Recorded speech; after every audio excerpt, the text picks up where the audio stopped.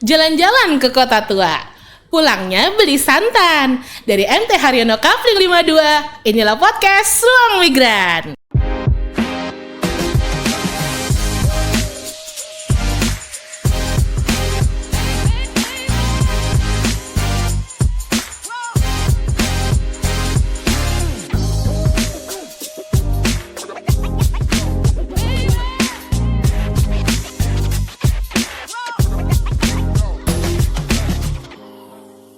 Assalamualaikum warahmatullahi wabarakatuh. Selamat siang Sobat Migran semuanya. Kita ketemu lagi di podcast Ruang Migran. Di sini kita tentunya akan ngobrol-ngobrol terkait penempatan atau pelindungan pekerja migran Indonesia dan hal-hal yang tentunya menarik di sekitar itu. Tapi jangan lupa dong, bagi teman-teman nih yang kayaknya selalu kelewatan nih kalau ada podcast Ruang Migran, jangan lupa di-follow sosial medianya Kementerian Pelindungan Pekerja Migran Indonesia atau KP2MI, tapi yang ada centang birunya supaya nggak menjadi korban dari penipuan-penipuan dan info-info hoax. Nah, itu penting banget tuh. Dan yang juga kalah penting, hari ini saya tentunya tidak sendiri dong. Saya pasti ada temannya, dan hari ini saya ditemani oleh Direktur Kewirausahaan dan Pengembangan Usaha Produktif, Bapak Sukarman. Selamat siang, Pak. Assalamualaikum. Waalaikumsalam. Selamat siang, Kak Risa. Bagaimana kabar? Alhamdulillah sehat, Pak. Sehat, Pak? Alhamdulillah sehat juga. Seger banget nih hari ini. Keren banget dengan jasnya, Pak. Siap.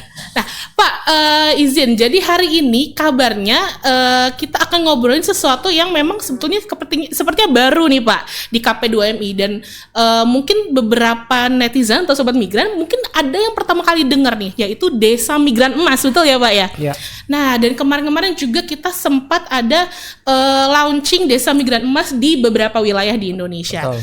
Cuma memang mungkin banyak yang belum tahu ini sebenarnya apa sih, Pak, dan mungkin ada dampaknya nggak sih, khususnya dari segi ekonomi nih ya, Pak ya. Ya. Nah, dari Pak Karman katanya mau ada informasi nih yang bisa disampaikan ke sobat migran, jadi monggo kami persilakan pada Pak Sukarman. Silakan, Pak. Baik, terima kasih Kak Risa, para sahabat migran dimanapun kalian berada. Jadi perkenalkan, saya Sukarman, Direktur Kewirausahaan dan Pengembangan Usaha Produktif di bawah Dirjen Pemberdayaan Kementerian Pelindungan Pekerja Migran Indonesia.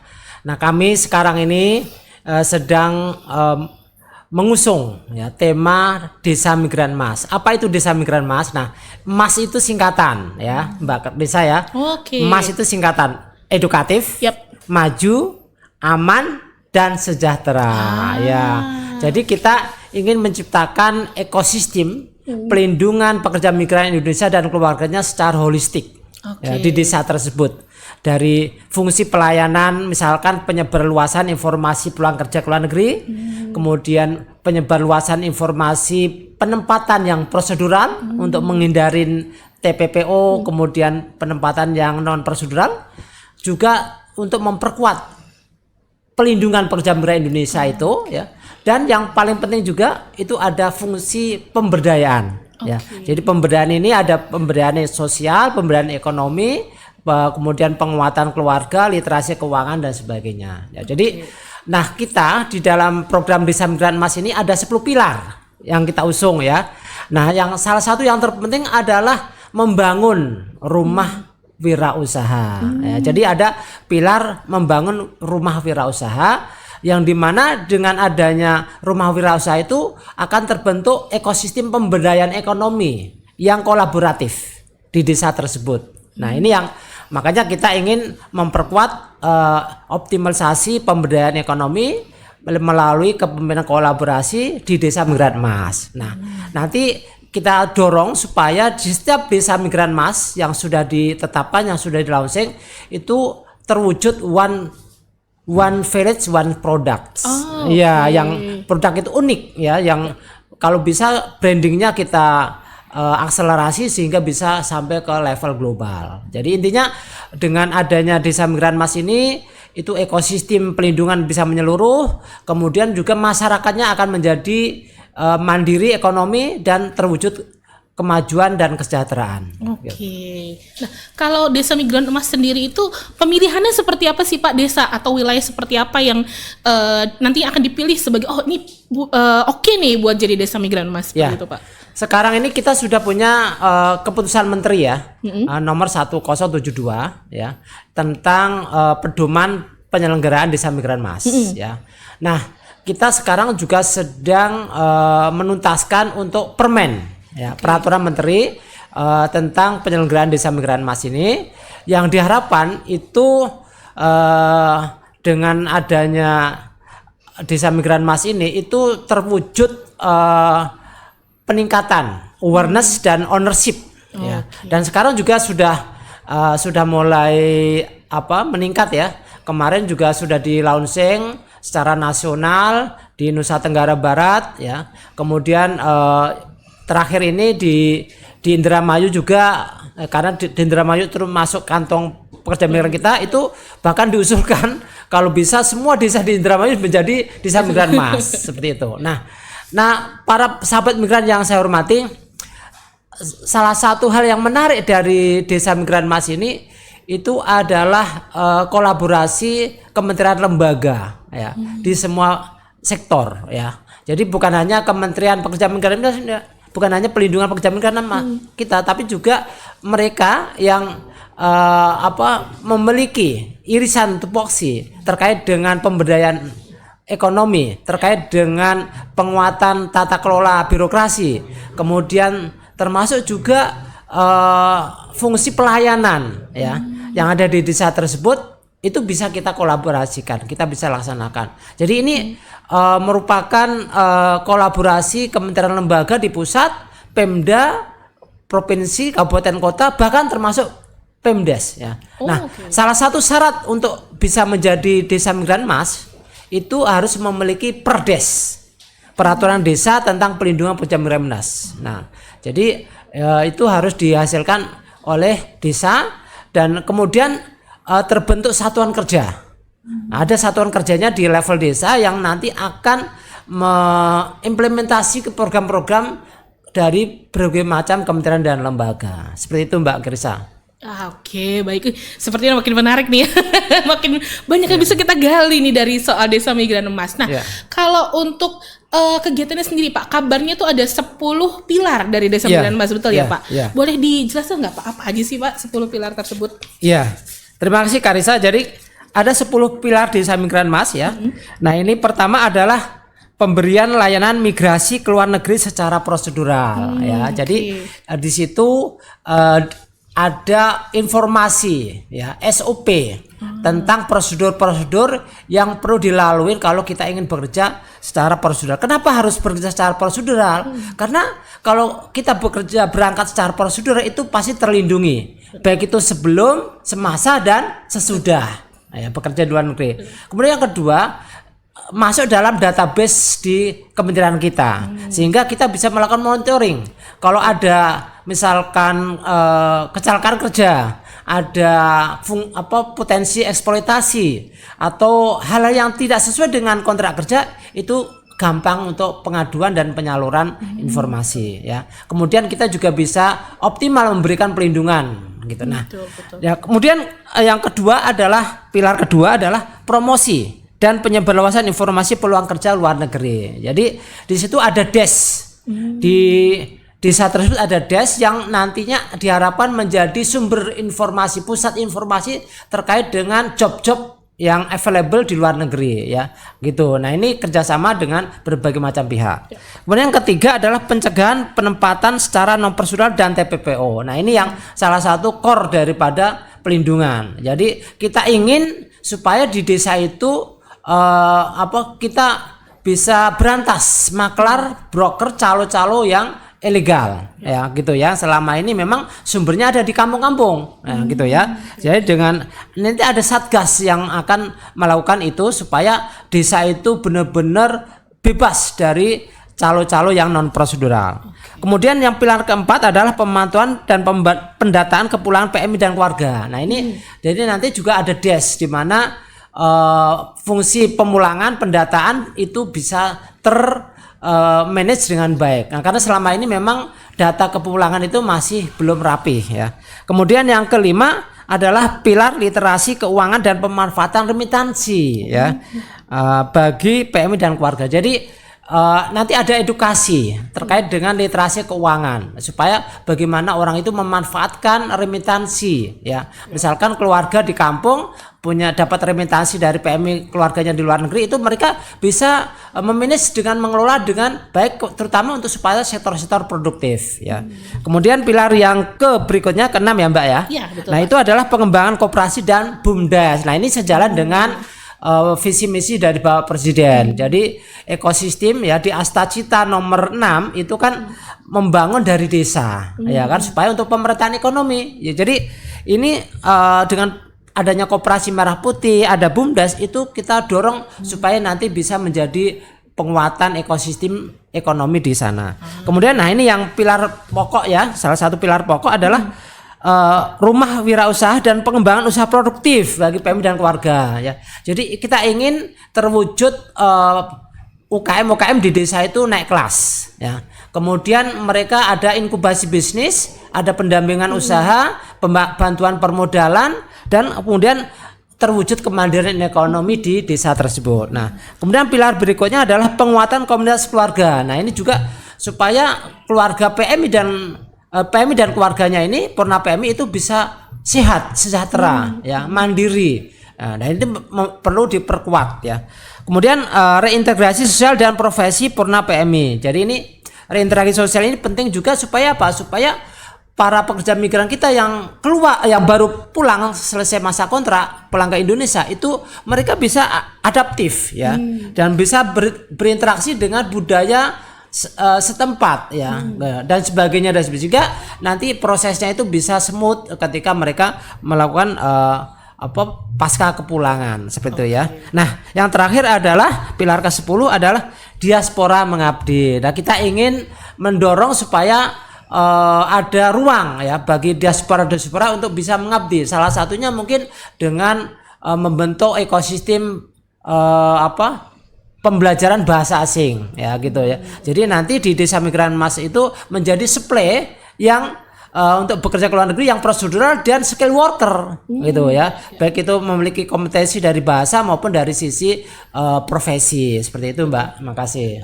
Oke. Banyak banget sebenarnya Pak. Banyak sekali ya. Sebetulnya kalau dilihat dari 10 pilar itu memang untuk manfaat yang didapat tuh holistik sekali ya Pak. Betul, yang menyeluruh apalagi ke desa. Maksudnya langsung ke akar rumputnya baik Pak. Betul. Nah, tadi seperti yang Bapak jelaskan, sebetulnya Demimas atau Desa Migran Mas ini itu kan sebenarnya project barengan gitu ya Pak, kolaboratif, betul ya Paknya. Nah, dari tim kerjanya sendiri sebetulnya punya tugas apa untuk menjalankan Desa Migran Mas tersebut? Iya. Jadi sekarang ini yang memang dari 10 pilar tersebut itu tidak bisa serta-merta semuanya bareng ya.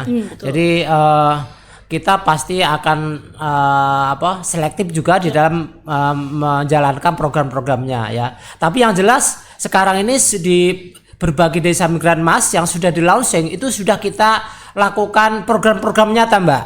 Contohnya adalah pelatihan kewirausahaan ya. Workshop kewirausahaan itu sudah kita lakukan di 10 titik ya, ada di Jawa Tengah, Jawa Timur, kemudian Sulawesi Tengah, Bengkulu dan Lampung. Ya, ada 10 titik di sana, dan mereka itu para peserta itu selain mendapatkan pelatihan kewirausahaan, mereka juga mendapatkan pendampingan usaha ya. Jadi memproduksi sesuatu. Jadi inkubasi bisnis di mana pelatihan itu langsung praktek. Ya, langsung praktek dan menghasilkan produk gitu. Nah, di samping itu juga mereka mendapatkan insentif permodalan ya. Jadi selain pelatihan, wawasan, juga langsung praktek, juga ada bantuan permodalan. Nah, ini dari sisi kewirausahaan. Kemudian juga ada dari sisi reintegrasi penguatan keluarga, itu juga sudah dilakukan di beberapa Desa Migran Mas. Jadi ini adalah aksi nyata ya yang sudah dirasakan manfaatnya langsung oleh para warga di Desa Migran Mas itu, dan masyarakat sangat berterima kasih kepada Kementerian Pelindungan Pekerja Migran yang sudah menjalankan program ini. Nah, kita juga bekerjasama dengan stakeholder terkait ya, dinas-dinas ya, terkait ya, kemudian juga pemerintah desa aparatnya itu Masya Allah kami menyampaikan terima kasih banyak kepada semua pihak karena memang Desa Migran Mas ini kolaboratif Mbak ya, jadi tidak bisa hanya dilakukan oleh Kementerian Pelindungan Pekerja Migran tapi juga harus bersinergi dengan kementerian lembaga lain dan juga Pemda dan termasuk pemerintah desa. Nah seperti itu. Nah, kalau dari kita lihat nih Pak, kan dari banyak programnya betul ya Pak ya yang dijalankan di Desa Migran Emas. Sebetulnya targetnya apa sih Pak kalau untuk dari program ini? Ya, jadi kalau targetnya pertama sesuai dengan tagline kami ya. Jadi pergi migran pulang juragan ya. Jadi kita ingin membentuk ya, menciptakan juragan-juragan wirausahaan baru ya gitu ya. Nah itu ya supaya menjadi juragan itu kan harus memiliki modal ya, itu bisa dari optimalisasi remitansi ya, bisa juga dilakukan dengan sistem inkubasi bisnis, bapak angkat, plasma dan sebagainya. Jadi tujuannya adalah supaya terwujud kemandirian ekonomi dan sosial di desa tersebut. Seperti itu Mbak. Oke. Wih, memang sangat mendorong untuk para purna pekerja migran Indonesia untuk bisa menjadi wirausaha yang sukses ya Pak. Betul. Oke.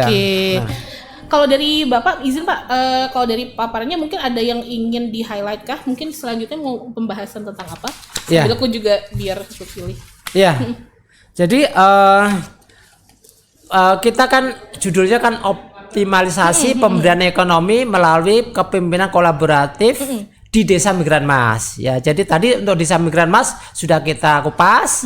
Nah, kemudian kita masuk ke pemberdayaan ekonomi sendiri. Sebenarnya pemberdayaan ekonomi ini permasalahannya adalah karena memang membangun jiwa entrepreneur, Mbak. Jadi salah satu masalah yang dihadapin oleh PMI, Purna PMI dan keluarganya itu adalah merubah DNA dari employee menjadi entrepreneur. Ya gitu. Nah, ini teman-teman sahabat migran pasti memahami ya. Kalau employee kan bekerja, jujur, rajin, dapat upah. Udah ya tiap bulan seperti itu. Tapi begitu kalau sudah menjadi entrepreneur, pengusaha, itu ada risiko bangkrut, gagal ya kan, untung, buntung kan gitu kan ya. Jadi risikonya lebih tinggi. Nah, itu. Tapi memang untuk menuju kemandirian ekonomi, apalagi mendukung program Presiden Prabowo ya. Untuk Indonesia Maju 2045 ya, Indonesia Emas ya, itu memang kita harus banyak melahirkan talenta wirausaha baru gitu loh ya. Jadi ini sangat mendukung Astacita nomor 3 ya. Astacita nomor 3 kan menciptakan lapangan kerja baru ya kan, kemudian mendorong kewirausahaan seperti itu. Nah, jadi kami sangat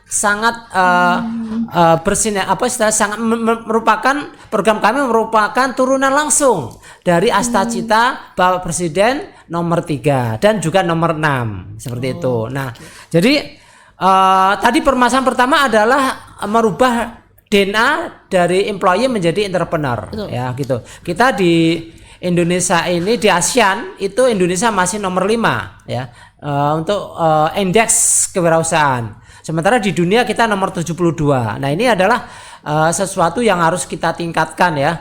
Karena untuk mendukung pertumbuhan ekonomi yang signifikan itu kita harus memperbanyak talenta kewirausahaan seperti itu. Kemudian yang berikutnya adalah permasalahannya itu adalah kita itu untuk PMI kita itu kebanyakan low skill ya. Kemarin Bapak Menteri sudah menyampaikan ya, kita masih didominasi oleh low skill gitu. Nah, jadi dengan adanya pemberdayaan ekonomi itu ini mendorong supaya orang itu high skill ya, meningkat kompetensinya, kapasitasnya gitu ya. Nah, sekarang ini sebenarnya sudah ada ya komunitas Purna PMI yang wirausahanya sudah cukup berhasil ya. Barusan tadi saya ketemu dengan salah satu Purna PMI ex Korea ya, di Jawa Tengah. Beliau itu membangun bisnis ya, itu omsetnya per tahun itu sekitar 100 miliar ya. Wow ya. Keren. Jadi per bulan rata-rata sekitar 8-9 miliar dan ini termasuk rekor yang tertinggi yang selama ini kita melakukan profiling wirausaha ya. Jadi ini kita dorong supaya muncul ya pengusaha-pengusaha seperti Purna PMI ini tadi ya. Betul. Gitu ya. Nah ini kita ingin kolaborasi dan mereka bersedia menjadikan sebagai mentor atau coach atau sebagai bapak angkat seperti itu. Nah jadi kita ingin membangun jejaring komunitas di antara wirausahawan antar Purna PMI ya gitu. Ini tantangan kita ke depan ya supaya memperkuat kolaborasi juga gitu loh Mbak. Nah, gitu Mbak. Makasih. Nah, kalau saya tertarik untuk yang pembahasan terkait tadi ada Purna PMI yang masih low skill ya Pak ya. Yeah. Nah, terkait pelatihannya sendiri Pak, itu apakah memang menjadi salah satu program dari Demimas juga atau seperti apa Pak? Iya betul ya. Jadi sekarang sesuai dengan arahan dari Bapak Menteri mendorong untuk pelatihan vokasional ya kan. Ini supaya para pekerja migran kita itu memiliki high skill ya, dan mereka itu kalau high skill kan jelas pasti perlindungannya biasanya lebih baik, kemudian gajinya juga lebih worth it ya kan, kemudian juga ekosistem bekerja juga lebih bagus gitu. Kalau low skill itu kan risikonya tinggi ya kan, apalagi kalau dia sampai non prosedural seperti itu. Nah jadi ini semuanya Mbak, ini adalah merupakan prototip dari gambaran holistik tentang ekosistem pelindungan yang menyeluruh. Jadi kalau dibilang pelindungan menyeluruh itu ya semuanya gitu ya, bukan hanya penempatan sendiri, promosi sendiri atau pemberdayaan sendiri, tapi semuanya satu rangkaian. Kita saling mendukung ya gitu. Karena memang dengan adanya pelatihan-pelatihan vokasional ya kan, itu juga akan mendorong terwujudnya kemampuan ya, kualitas sumber daya manusia Indonesia yang semakin meningkat, dan kita semakin dihargai di dunia gitu kan. Kalau kita berangkat dengan skill, dengan kompetensi ya kan, itu lebih bagus kan, kita akan dihargai oleh dunia kerja di luar negeri. Dan ketika pulang pun ya, itu kalau mereka skill worker itu mereka bisa menerima lebih banyak manfaat ya, selain dari pengalaman kerja, mereka juga bisa mengadop teknologi bekerja di sana, manajemen tata kelola perusahaan yang baik, strategi marketing yang baik itu. Jadi nah ini yang perlu kita kemudian pengetahuan itu, pengalaman itu bisa dilaksanakan, diimplementasikan ketika mereka balik ke Indonesia menjadi wirausaha seperti itu. Ya. Nah, kalau pelatihannya sendiri yang sekarang ini sudah pernah diberikan apa aja Pak kalau boleh tahu? Iya, pelatihannya macam-macam Mbak ya. Jadi pertama adalah teknik produksi ya. Teknik produksi itu dari yang makanan ringan ya kan, kemudian handicraft, kemudian batik ya. Itu berbasis bahan baku lokal ya. Jadi pelatihan-pelatihan yang berbasis bahan dasarnya, bahan bakunya adalah dari potensi lokal ya. Jadi pemanfaatan potensi lokal untuk meningkatkan ekonomi lokal ya.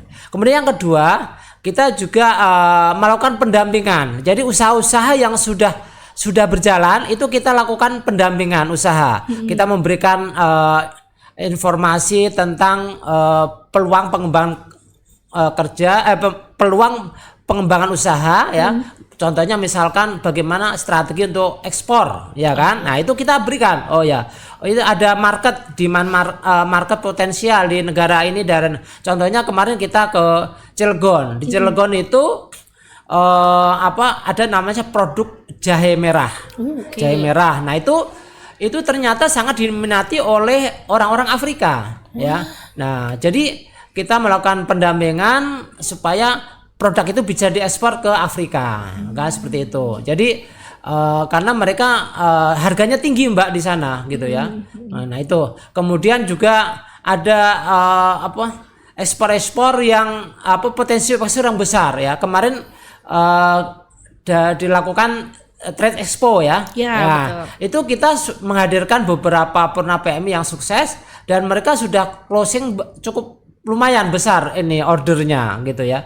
Nah ini jadi kita ingin jadi selain strategi marketing lokal, kita juga memberikan edukasi untuk strategi marketing global itu. Itu yang kedua. Yang ketiga, kita juga melakukan membangun jejaring komunitas ya. Jadi menghubungkan antara komunitas Purna PMI di dalam negeri dengan komunitas PMI di luar negeri, ya gitu ya, sehingga mereka bisa melakukan international trades ya gitu, supply dan demand gitu kan.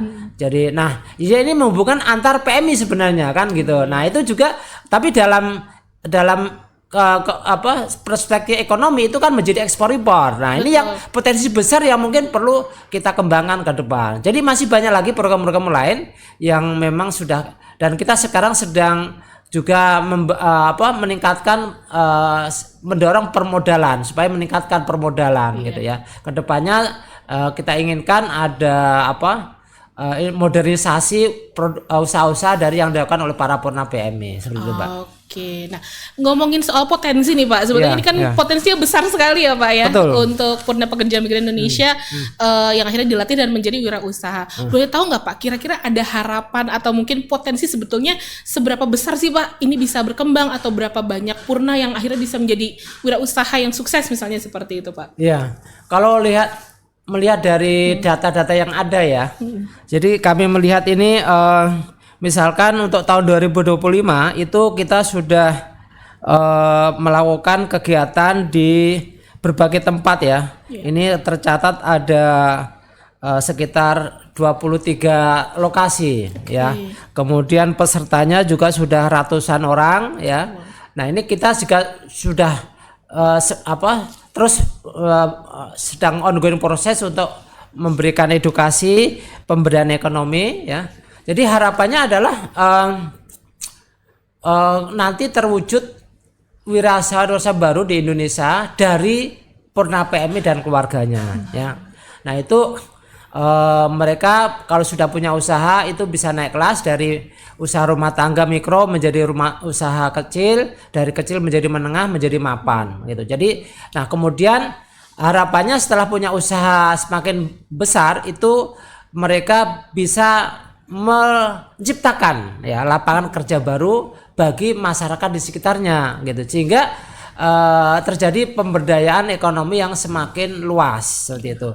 Nah harapannya adalah harapan lainnya adalah agar masyarakat juga ikut terlibat aktif ya dalam mendukung pengembangan ekosistem pemberdayaan ekonomi ini di daerah-daerah seperti itu. Nah, jadi kalau lihat dari potensi Mbak, ya, potensinya besar ya. Jadi sebenarnya banyak sekali potensi usaha yang bisa dikembangkan, yang mungkin bisa diadop dari luar negeri. Ya. Jadi para pekerja migran kita ini sebenarnya pintar-pintar. Ya. Mereka bisa mengadop teknologi produksi atau juga bisa manajerial tata kelola perusahaan ya, kemudian strategi marketing, teknik produksi dan sebagainya. Jadi nah itu kemudian ketika pulang ke Indonesia itu kemudian diimplementasikan di daerah ya. Mungkin dalam bentuk perusahaan yang masih kecil dulu, kemudian meningkat menjadi sedang dan menjadi perusahaan besar atau global. Nah gitu. Jadi harapannya seperti itu, dan insya Allah kalau kita ini bisa kita lakukan dengan kolaborasi yang baik dan sinergitas semua stakeholder terkait, insya Allah kedepannya akan semakin berkembang dan mendukung ya pertumbuhan ekonomi sebagaimana yang ditargetkan oleh Bapak Presiden. Terima kasih. Amin. Ya. Mudah-mudahan makin banyak wirausaha nih ya. Iya, insya Allah. Dari pekerja migran Indonesia. Ya. Nah, tapi saya tahu Pak pasti tidak mudah ke situ ya Pak ya. Iya, betul. Boleh tahu nggak ada tantangan apa aja sih Pak buat menjalankan program ini? Iya, nah ini yang menarik nih tantangannya. Pertama biasanya permodalan Mbak. Ya, jadi memang akses kredit kita itu, karena usaha-usaha kita itu untuk bisa bankable itu butuh banyak syarat ya. Nah itu mungkin kedepannya bisa dipermudah. Kemudian yang kedua adalah tadi ya, kebanyakan usaha kecil mikro kita itu mengalami debt valley. Debt valley itu adalah mengalami kebangkrutan sebelum berkembang. Itu durasi 2 tahunan. Nah itu. Nah ini yang menjadi kendala, sehingga solusinya adalah kita harus menumbuh kembangkan jiwa kewirausahaan. Karena mereka kebanyakan itu usaha kecil mikro ini kebanyakan hanya usaha. Jadi mereka hanya berusaha, yang penting punya usaha gitu. Padahal tidak harus selain usaha kita juga harus memiliki kewirausahaan gitu, karena harus ada perencanaan bisnis ya kan, ada strategi marketing ya kan, pemilihan lokasi tempat ya kan, kemudian juga harus sasaran konsumen yang mau dicari yang mana kan gitu, kemudian pengembangan usahanya harus ada dan sebagainya gitu ya. Jadi nah itu kewirausahaan, jiwa-jiwa kewirausahaan harus kita kembangkan gitu, seperti itu. Nah kemudian yang ketiga ya, tantangannya itu adalah membangun jaringan. Tadi sudah saya sampaikan, jadi kebanyakan usaha-usaha Purna PMI itu mereka individual ya, jadi mereka enggan untuk membangun jejaring. Nah itu yang ingin kita kita perbaiki ya, supaya para usaha-usaha itu mereka memiliki jejaring sehingga saling bisa kolaborasi, saling bersinergi, saling membantu ya kan ketika ada masalah, dan juga bisa bekerja sama kalau menghadapi situasi kondisi yang tidak diinginkan seperti itu. Betul. Nah itu Mbak, 3 hal yang. Oke, mudah-mudahan ini dengan hadirnya Desa Migran Emas bisa membantu untuk mengatasi jembatan itu ya Pak, ya, misalnya ada gap tersebut. Insya Allah. Oke, izin Pak, mungkin ada lagi Pak informasi yang ingin disampaikan Pak terkait optimalisasi ekonomi atau soal Desa Migran Emas. Monggo. Terima kasih Mbak Arsa. Para sahabat migran dimanapun Anda berada, jadi dengan adanya optimalisasi pemberdayaan ekonomi ini, kita harapkan terwujud ya ekosistem yang optimal ya di Desa Migran Emas. Nah, kesuksesan daripada program ini itu tentu membutuhkan kolaborasi sinergitas dari semua pihak. Jadi kami memohon dukungan dari semua pihak, termasuk dari PMI di luar negeri, Purna PMI di dalam negeri dan keluarganya, untuk bisa saling bersinergi meningkatkan ownership ya, agar mendukung program ini, karena ini adalah untuk kemajuan kita bersama, untuk kesejahteraan kita bersama ya, dan juga untuk perbaikan ekosistem pemberdayaan secara keseluruhan, sehingga ini perlu dilakukan secara bersama-sama, dan Kementerian Pelindungan Pekerja Migran sangat menghargai semua bentuk partisipasi aktif, kontribusi baik langsung maupun tidak langsung. Saya kira demikian. Terima kasih Mbak Arisa. Iya, terima kasih Pak. Mungkin ada sedikit pertanyaan lagi ya Pak ya. Kira-kira ada rencana jangka panjang nggak nih Pak buat Desa Migran Emas supaya bisa terus untuk membantu khususnya pekerja migran Indonesia Purna untuk bisa menjadi wirausaha seperti itu Pak? Iya. Jadi memang betul. Jadi program ini tidak 1 tahun 2 tahun Mbak. Ini adalah multi years ya. Jadi jangka menengah, jangka panjang ya, di mana membutuhkan effort yang luar biasa ya. Tapi memang sesuatu yang besar harus kita mulai dari yang kecil ya kan. Langkah 1000 langkah itu dimulai dari 1-2 langkah ya kan. Nah, ini adalah program terobosan dari Kementerian Pelindungan Pekerja Migran ya. Dan kedepannya membutuhkan banyak bantuan dari berbagai pihak. Kemudian intinya adalah kedepannya desa itu menjadi desa rujukan bagi pemberdayaan ekonomi dan sosial, bagi pelindungan pekerja migran, bagi sistem penempatan yang prosedural, dan promosi peluang kerja ke luar negeri, sehingga terbentuk suatu ekosistem yang menyeluruh, yang kemudian itu ujung-ujungnya adalah terwujud kemandirian ekonomi dan sosial di desa tersebut, sehingga menjadi desa yang sukses ya, makmur, maju dan sejahtera gitu. Amin. Ya. Oke, ini menarik banget ini soal Desa Migran Emas. Mungkin kalau memang dari sobat migran ada yang mungkin mau tahu lebih banyak, nanti bisa kita bahas di sosial media atau gimana ya Pak ya. Kayaknya soalnya ini menarik banget nih. Nah, mungkin untuk mengakhiri sesi hari ini mungkin ada closing statement monggo Pak dari Bapak untuk sobat migran semua Pak. Ya, sahabat migran dimanapun Anda berada, jadi salah satu ya langkah awal untuk mewujudkan iklim ekosistem kewirausahaan itu adalah ketika teman-teman masih di luar negeri itu mulai sekarang sudah mempersiapkan diri untuk merancang bisnis sekembalinya di Indonesia ya. Jadi jangan mulai ketika setelah selesai kontrak kerja kemudian baru memulai memikirkan usaha. Tapi kami mendorong supaya apalagi kalau bulan sebelum selesai kontrak kerja itu sudah mulai mempersiapkan usahanya, gitu. Jenis usahanya apa, tempatnya di mana, kira-kira butuh modal berapa, kemudian nanti marketingnya bagaimana dan sebagainya. Ya, kemudian kira-kira mitra-mitra, calon-calon mitra bisnis apa saja yang perlu kita buat sekarang, ya kita bentuk sekarang. Nah ini jadi kami mendorong seperti itu, dan kemudian pemanfaatan remitansi. Jadi kami mendorong supaya remitansi yang dihasilkan, yang dikirim kepada keluarganya itu harus dialokasikan ke sektor-sektor produktif. Jangan hanya konsumtif ya, jangan hanya habis saja gitu ya. Tapi ke sektor-sektor produktif yang nanti akan bisa mendorong ekosistem kewirausahaan dan usaha yang baru, seperti itu. Makasih. Terima kasih banyak. Jadi intinya kalau nanti gajinya disimpan, ditabung ya Pak. Tabung untuk modal usaha. Betul, jangan dibelanjain semua, jangan dijajanin semua ya Sobat Migran. Jadi tetap ada saya ditabung buat nanti bisa jadi modal usaha. Baiklah, terima kasih banyak Pak Karisa. Terima kasih ya. Sudah nemenin kita hari ini dan juga nemenin Sobat Migran. Terima kasih, nanti kita ngobrol lagi ya Pak ya. Mungkin di topik-topik lain. Terima kasih juga untuk Sobat Migran semua. Jangan lupa untuk nonton podcast Ruang Migran yang informasinya akan kita tayangin di sosial media. Belum follow? Zaman sekarang belum follow ke P2MI. Follow dong, yang ada centang birunya. Terima kasih banyak semuanya. Assalamualaikum warahmatullahi wabarakatuh. Sampai jumpa. Waalaikumsalam warahmatullahi wabarakatuh. Terima kasih Karisa. Terima kasih.